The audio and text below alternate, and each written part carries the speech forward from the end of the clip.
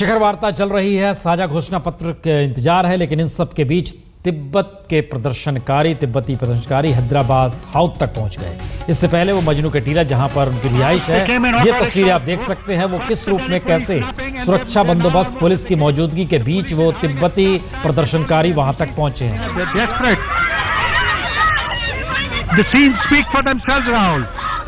ये एक स्थिति दिखलाती है कि किस तरीके से तिब्बत को लेकर चीन का विरोध जो शुरू से रहा, और आज से नहीं, जिस वक्त दलाई लामा भारत में पहुंचे थे उस वक्त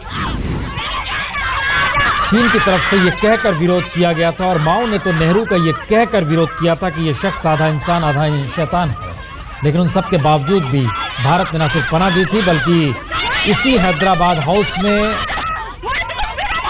ठहराया भी गया था दलाई लामा को। जब वो असम के तेजपुर में रुकने के बाद, आराम करने के बाद दिल्ली पहुंचे थे, तो आज जिस हैदराबाद हाउस में बैठक चल रही है, एक वक्त वहां पर दलाई लामा को ठहराया गया था, और आज एक ऐसा मौका है कि अंदर शिखर वार्ता चल रही है भारत के प्रधानमंत्री और चीन के राष्ट्रपति के बीच। और हैदराबाद हाउस के बाहर बड़ी तादाद में तिब्बती प्रदर्शनकारी वहां पर पहुंच गए हैं। ये बड़ा महत्वपूर्ण है क्योंकि उस पूरे इलाके में धारा 144 यूं भी लागू कर दी गई थी। सुरक्षा बंदोबस्त खड़े थे, गाड़ियों की आवाजाही डायवर्ट की गई थी, लेकिन बावजूद इसके वहां पर प्रदर्शनकारी, आप ये देख सकते हैं, ये दरअसल जो दीवार दिखाई दे रही है, ये हैदराबाद हाउस की ही दीवार है, जहां पर पहुंचे हैं तिब्बती प्रदर्शनकारी, और वो लगातार तिब्बत को ऑटोनॉमी देने का जिक्र आज से नहीं, अरसे से कर रहे हैं। और बार बार तिब्बत के प्रदर्शनकारी इस चीन के भीतर इस बात को लेकर सवाल भी उठते रहे कि जब जब उनके कोई राष्ट्राध्यक्ष दिल्ली में पहुंचते हैं, तब तिब्बती प्रदर्शनकारी वहां पर कैसे पहुंच जाती हैं। सवाल भी चीन की मीडिया ही नहीं, बल्कि वहां की कम्युनिस्ट पार्टी के जरिए भी उठाया गया। लेकिन और इन सबके बीच ये भी देख सकते हैं कि प्रदर्शनकारियों में महिलाएं और लड़कियां हैं, जबकि दूसरी तरफ पुलिस जो रोक रही है उसमें कोई महिला पुलिसकर्मी मौजूद नहीं है। एक नजर आई एक महिला पुलिसकर्मी की, लेकिन बड़ी तादाद में महिलाएं और लड़कियां ही वहां पर हैं जो तिब्बत की रहने वाली हैं और भारत में और दिल्ली में रह रही हैं। खासतौर से दिल्ली का जो नॉर्थ कैंपस है दिल्ली विश्वविद्यालय का, उस तरह मजनू के टीला के इलाके में ज़्यादातर तादाद में तिब्बती रिहाइश है, और वहीं पर इससे पहले वो सुबह विरोध करने के लिए बैठे थे, लेकिन धीरे धीरे यह हैदराबाद हाउस तक पहुंचे। हैदराबाद हाउस तक पहुंचने का मतलब था, ये लगातार आप देख सकते हैं किस तरीके से पुलिस अब उन्हें उठाकर पुलिस ने अपनी हिरासत में लिया है, वहां से हटाया है। लेकिन ठीक उस मौके पर जब ये शिखर वार्ता शुरू हुई प्रधानमंत्री मोदी और चीन के राष्ट्रपति के बीच, उसके 10-15 मिनट के भीतर ही ये उसके बाद बस भी लाई गई है, जिन्हें बसों में अब डाला गया है, उसको पुलिस अरेस्ट कर रही है। वहाँ पर जो लोग तिब्बत के मौजूद थे, पत्रकारों की मौजूदगी वहाँ पर, इसलिए सब कुछ सारे लोग इस रूप में आप देख सकते हैं कि मीडिया की मौजूदगी लगातार वहाँ पर इस बात की कमेंट्री कर रही है कि किस तरीके से विरोध करते हुए तिब्बती प्रदर्शनकारी पहुंचे। ये कई मायनों में बड़ा महत्वपूर्ण है, क्योंकि इस बात का जिक्र अब लगातार हो रहा है कि जिस दोस्ती की हाथ बढ़ाने की बात कल अहमदाबाद से शुरू हुई, उन सब के बीच घुसपैठ का जिक्र पर खामोशी को बरती जा रही थी, और इन्हीं सब के जिक्र में आज विदेश मंत्रालय की तरफ से ये जारी किया गया, और कैमरे पर भी इस बात का जिक्र किया गया कि नहीं, इस पर बातचीत कल भी हुई थी और आज भी इस पर बातचीत होगी। लेकिन बड़ा महत्वपूर्ण यह है कि आज तक कभी भी किसी भी साझा घोषणा पत्र में घुसपैठ शब्द का जिक्र नहीं किया गया, या सीमा पर उल्लंघन हो रहा है और चीन की सेना कहीं घुस आती है, इसका जिक्र कभी नहीं किया गया। इसका जिक्र इस रूप में जरूर हुआ है कि नियंत्रण क्षेत्र जहां पर जिसके हिस्से में है, वहीं से नियंत्रण रेखा शुरू होती है। और याद कीजिए तो पंचशील के सिद्धांत के बाद भी जब उस वक्त आए थे चाउ इन लाई, 1960 में आए थे, उस वक्त का माजरा ये था कि 1960 में आधी रात के वक्त प्रेस कॉन्फ्रेंस बुलाई गई थी, और सीमा विवाद पर पुष्टि करते हुए चाउ इन लाई ने कहा था कि दरअसल देखना होगा वहाँ पर जो हिमालय और काकोरम में रहने वाले लोगों की भावनाएं क्या हैं, और सीमा निर्धारित करने से पहले आपको समझना होगा कि वहाँ पर जो वाटरशेड हैं, जो पहाड़ हैं, जो नदियाँ हैं, उन सबको भी देखना समझना होगा। यानी कहीं ना कहीं किसी न किसी रूप में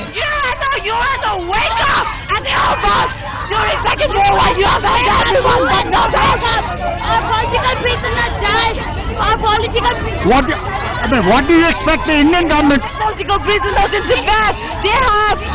They've got so many political prisoners in Tibet without any reason. Why? Why do all these people self-immolate in Tibet? This is because there are no human rights in Tibet.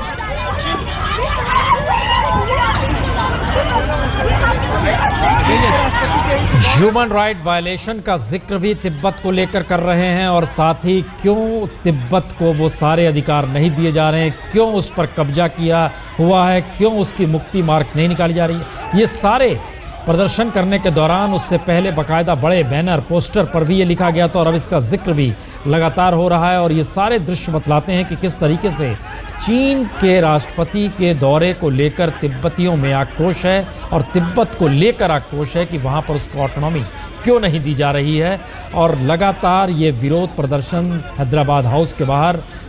जारी है। ये कई मायनों में इसलिए महत्वपूर्ण हो चला है क्योंकि इस दौर में भारत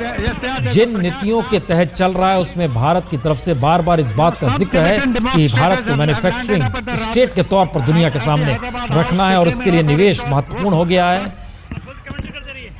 और जिस तरीके से अब समझौतों का जिक्र है कि कितने बिलियन डॉलर का निवेश होगा, 35 का होगा, 100 का होगा, ये सब बातें भी लगातार जिक्र हो रही है। गौरव, आप वहीं पर मौजूद हैं। गौरव, हमारी आवाज अब तक आ रही है? आपकी आवाज आ रही है? जी, हम जानना चाहेंगे ये जो प्रदर्शन हो रहा है और प्रदर्शन हम देख रहे हैं हैदराबाद हाउस के बाहर, ठीक वहां पर हो रहा है, किस रूप में ये प्रदर्शन हो रहा है और किस तरह की बातें इनके जरिए निकल कर वहां पर आ रही है? कुछ तिब्बती प्रदर्शनकारी सुरक्षा घेरे को तोड़ते हुए ठीक हैदराबाद हाउस के 3 नंबर गेट, जो मीडिया गेट है, वहां तक पहुंच गए और उन्होंने वहां पर चीन के राष्ट्रपति शी जिनपिंग के खिलाफ नारेबाजी की, प्रदर्शन किया। वी वांट जस्टिस की वो बार बार गुहार लगा रहे थे, न्याय मांग रहे थे, तिब्बत के लिए न्याय मिले, इस तरह की मांग कर रहे थे और पुलिस उन्हें धकेल रही थी, बसों में भरने का प्रयास कर रही थी। लेकिन बड़ी संख्या में ये युवा वर्ग, लड़के और लड़कियां दोनों प्रोटेस्ट कर रहे थे और ये सुरक्षा घेरे को तोड़कर हैदराबाद हाउस तक पहुंचना एक बहुत बड़ी बात है, क्योंकि 3 स्तर है प्रोटेस्ट के, जिनको तोड़ते हुए यहाँ पहुंचे प्रसून जी। गौरव, एक सवाल यह है कि पूरे इलाके में यूं भी धारा 144 लगा दी जाती है जब राष्ट्राध्यक्षों के बीच इस तरह की शिखर वार्ता होती है। आप खुद बता रहे हैं कि सिक्योरिटी वहां पर बेहद कड़ी थी, 3 स्तर की थी, लेकिन अगर तिब्बती यहां पर पहुंचे हैं और इससे पहले मजनू के टीला में वो बैठे हुए थे, यहां तक पहुंचे, तो ये मैसेज कहीं ना कहीं चीन को परेशान करने वाला है और भारत सरकार को इस दिशा में बातचीत करने की दिशा में जो घुसपैठ का सवाल था और अब तिब्बत का सवाल है, ये सारे सवाल आएंगे, आपको लगता है ऐसा बातचीत में? निश्चित तौर पर मेरी उच्च स्तर पर मेरे सूत्रों से बात हुई है प्रधानमंत्री कार्यालय और विदेश मंत्रालय में, चाहे वो घुसपैठ का मुद्दा हो, आतंकवाद का मुद्दा हो या फिर तिब्बती इन रिफ्यूजीज का मुद्दा हो, ये सभी मुद्दे बातचीत के स्तर पर आएंगे। कुछ मुद्दे चीन उठा रहा है और कुछ मुद्दे भारत उठा रहा है। आतंकवाद और घुसपैठ का मुद्दा जो वास्तविक नियंत्रण रेखा पर है, ट्रांसग्रेशन का जो मुद्दा है, ये भारत उठा रहा है।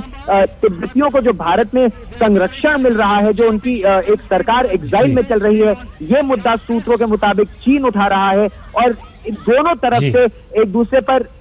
यूं कहें या दबाव बनाने की कोशिश या यूं कहें एक दूसरे को बातचीत के जरिए दोनों मामले सुलझाने की कोशिश, गिव एंड टेक के मसले को लाने की कोशिश का प्रयास है। जी, बालकृष्ण हमारे साथ जुड़ चुके हैं। बालकृष्ण, अब क्या स्थिति है वहां पर? देखिए, पुलिस जो यहाँ पे पुलिसकर्मी तैनात हैं वो हैरत में पड़ गए, क्योंकि अभी से करीब 10 मिनट हो गए इस बात को तो कुछ लड़कियां, तिब्बती लड़कियां प्रदर्शन करती हुए यहाँ पर पहुंच गई। इन लड़कियों की तमाम, पुलिस की तमाम कोशिशों के बावजूद इन लड़कियों को अभी तक पूरी तरह से हटाने में सफल नहीं हुई है पुलिस। हैदराबाद हाउस में द्विपक्षीय वार्ता चल रही है, नरेंद्र मोदी मौजूद हैं चीन के राष्ट्रपति के साथ, भीतर बातचीत चल रही है और उसके ठीक बाहर, पीछे की गेट पे ठीक बाहर तिब्बती लड़कियां प्रदर्शन कर रही हैं। तिब्बती लड़कियां जो है प्रदर्शन करने आई थी, वो ये नारे लगा रही हैं कि जो तिब्बत में जो प्रदर्शनकारी, जो उनके पॉलिटिकल एक्टिविस्ट गिरफ्तार किए हैं चीन, उनको आजाद करे। लेकिन इस सुरक्षा के लिहाज से जरूर कहा जा सकता है प्रसून बहुत बड़ी चूक है, क्योंकि ठीक जहाँ पर इन लड़कियों का पहुंच जाना पुलिस तमाम इंतजाम के बावजूद ये एक जरूर सुरक्षा के हिसाब से चूक है। इन लड़कियों को ये भी पता था कि यहाँ पहले महिला पुलिसकर्मी नहीं थी, इन लड़कियों को यहाँ से हटा करके पुलिस की बस खड़ी है, लेकिन इस पे ले जाना बहुत टेढ़ी खीर साबित हो रहा है, बहुत मुश्किल आ रही है और इन प्रदर्शनकारियों से अभी भी निपटने की कोशिश में लगी हुई है पुलिस। नहीं तो क्या अभी तक इनको हटाया नहीं गया? एक हिस्सा ये है और दूसरा बड़ा हिस्सा है कि इनकी तादाद कितनी है जो पुलिस सक्षम नहीं हो पा रही है, या अगर ये विरोध प्रदर्शन कर रहे हैं तो इनके बैनर पे क्या लिखा हुआ है? जो प्ले कार्ड्स लेके आए हैं ये क्या उसमें लिख कर लाए हैं? जो ये बैनर प्रदर्शन जो लाए हैं उसमें कई तरह के नारे लिखे हैं। प्रसून कुछ में लिखा है कि जो चीन के राष्ट्रपति है वो वापस जाएं। उसमें ये लिखा है कि जो तिब्बत में जो चीन जो अत्याचार कर रहा है उसको बंद करे, तिब्बत को आज़ाद करे। इसमें यह भी लिखा हुआ है कि जो उनके प्रदर्शनकारी गिरफ्तार किए गए हैं और तिब्बत को उनको छोड़ा जाए। लेकिन पुलिस के साथ मुश्किल है, इनकी संख्या अगर आप कहें तो बहुत बड़ी संख्या लड़कियों की नहीं है, लेकिन उसमें सारी की सारी लड़कियां हैं। लेकिन ये जत्थे में आ रही हैं और जो लड़कियां प्रदर्शन कर रही हैं उनके तरीकों को देखकर ये लगता है कि ये पूरी तरह से एक प्रदर्शन में कह सकते हैं कि आप इनको पूरा तरीका मालूम है। जब पुलिस इनको गिरफ्तार करने की कोशिश करती है, यहाँ से हटाने की कोशिश कर रही है, तो ये बिल्कुल जमीन पर लेट रही है, एक दूसरे को पकड़ लेती है। और जो महिला पुलिसकर्मी हालांकि अब आ गई है, लेकिन जब इन्होंने शुरू किया था प्रदर्शन करना तो यहाँ महिला प्रदर्शनकारी महिला पुलिस नहीं थी और इससे इन लड़कियों को ले जाने में बहुत मुश्किल आ रही है। एक एक लड़की को इस वक्त हम देख पा रहे हैं सामने कि एक एक लड़की जो प्रदर्शन कर रही है उसको ले जाने के लिए कई पुलिस वालों को मेहनत करनी पड़ रही है, घसीटना पड़ रहा है उनको। बसों में ये लड़कियां एक दूसरे से लिपट रही हैं, एक ग्रुप बनाकर जमीन पर लेट जा रही हैं। इनको इस बात की कोई चिंता नहीं है कि इन्हें चोट लगती है या इनको धक्का मुक्की का सामना करना पड़ता है। पूरी जी जान लगाकर यहाँ प्रदर्शन कर रही हैं और पुलिस को अब पुलिस की संख्या काफी बड़ी हो चुकी है और भी पुलिस बुला ली गई है, महिला पुलिस भी आ गई है। तमाम बसें यहाँ पर खड़ी हैं, लेकिन इन एक एक लड़कियों को पकड़ के बस में बिठाना और वापस भेजना, इसमें पुलिस को अच्छी खासी मेहनत करनी पड़ रही है। बालकृष्ण, ये मैसेज क्या है? कब तक ये शिखर वार्ता चलेगी और उसके बाद घोषणा पत्र कब तक आएगा? और क्या घोषणा पत्र में वाकई, क्योंकि ये जानकारी गौरव दे रहे थे कि उनकी जो विदेश मंत्रालय के सूत्रों से बातचीत है और पीएमओ से के सूत्रों से बातचीत है, ये सारे सवाल लेकर आने वाले हैं, मोदी इन सारे सवालों को उठाएंगे, तो ये इसलिए कहीं ज़्यादा महत्वपूर्ण हो जाता है क्योंकि इससे पहले तिब्बत के सवाल को लेकर संघ परिवार बड़ा एग्रेसिव रहा है, बीजेपी बड़ी एग्रेसिव रही है, अब उनकी सत्ता है। और अगर उस पॉलिसीज़ को गवर्नमेंट के लिहाज से देखना शुरू कर दें तो इसका मतलब है कि राजनीतिक तौर पर भी सरकार की ज़रूरत है कि वो उस देखिए, अगर आपको याद हो कि थोड़े दिनों पहले जब ये सवाल पूछा गया एक मिनट बालकृष्ण, चुप रहिए जरा, हम जरा प्रदर्शनकारी की बात सुन ले, क्या बोलना चाह रही हैं?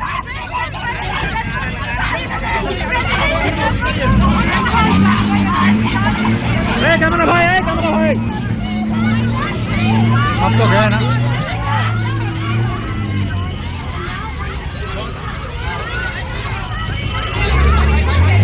हाँ बालकृष्ण, देखिए, थोड़े दिनों पहले प्रसून जब सुषमा स्वराज से विदेश मंत्री से ये पूछा गया था तिब्बत के सवाल पर, तो उन्होंने ये कहा था कि जिस तरह से तिब्बत को लेकर भारत चीन की जो संवेदनशील मामला है इसको उसकी सेंसिटिविटी को समझता है, उसी तरह से भारत ये उम्मीद करता है चीन से कि वो अरुणाचल प्रदेश को लेकर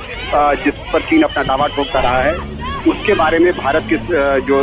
सेंसिटिविटी है उसको समझे। स्टेपल वीजा का मामला भी उठाया जाएगा। लेकिन जो आपने कहा कि आरएसएस बहुत स्ट्रांग रुख रहा है, अब मुझे नहीं लगता है, अब स्थिति बदल चुकी है, बीजेपी पावर में है और मुझे नहीं लगता है कि चीन को लेकर उस तरह का कड़ा रुख भारत दिखाएगा, चीन की आजादी की जो बात करेगा जिस तरह की वो पहले संघ परिवार रहा है। जरूर ये कोशिश करेगा भारत कि तिब्बत एक ऐसा मुद्दा है जिसको लेकर के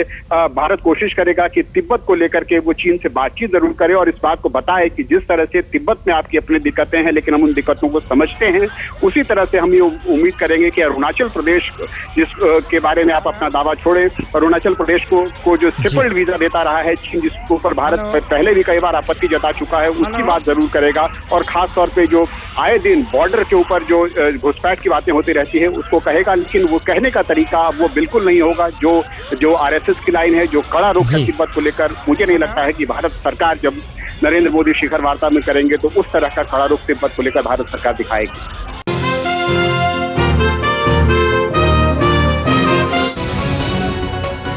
सबके बीच इस वक्त खबर आ रही है कि मुंबई में दलाई लामा ने कहा है कि भारत और चीन के बीच संबंधों की जो नई इबारत लिखी जा रही है वो एशिया के लिए एक अच्छी बात है, लेकिन चीन को अभी और डेमोक्रेटिक होना होगा।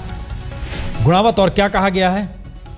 काफी सराहना की है उन्होंने तीखी कोई भी ऐसी बातें नहीं की है चीन के प्रेसिडेंट को लेकर, बल्कि उन्होंने ये भी कहा है कि अभी अंतर्राष्ट्रीय लेवल पे भी चीन की जो नई सरकार आई है और नए प्रेसिडेंट है वो भी अभी बुद्धिज्म को एक्सेप्ट करने लगे हैं, उसका बढ़ावा दे रहे हैं। तो कहीं ना कहीं उन्होंने तिब्बत वाली जो पूरा जो मसला है उस पर कोई सीधी बात नहीं की, लेकिन कुल मिलाकर यही कहा है कि जो नई दोस्ती दोनों नरेंद्र मोदी और चीन के प्रेसिडेंट के बीच हो रही है वो एशियन रीजन के साथ साथ ह्यूमैनिटी के लिए मानवीय तौर पर एक बहुत ही अच्छा संकेत है।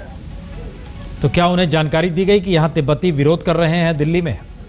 बिल्कुल, उनसे अभी भी अंदर ही है, अभी बाहर निकलेंगे ये सवाल और भी किया जाएगा, लेकिन कुल मिलाकर एक तीखे सवाल पे उन्होंने यही जवाब दिया कि मुझे इससे कोई आपत्ति नहीं है, और लेकिन यही चाहता हूँ कि चीन में भी हमेशा डेमोक्रेटिक सिस्टम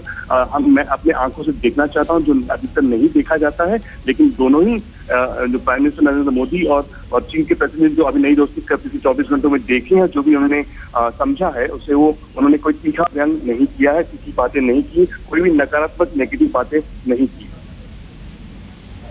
चलिए, दलाई लामा को दिल्ली भी आना था लेकिन 20 तारीख तक रोका भी गया है, ये भी एक सच है। और इन सब के बीच जो विरोध प्रदर्शन हुए हैं उसने कहीं ना कहीं चीन पॉलिसी मेकर्स की नींद तोड़ाई होगी कि खासतौर से अगर ये विरोध प्रदर्शन हैदराबाद हाउस तक पहुंचे हैं तो इसके मतलब क्या है।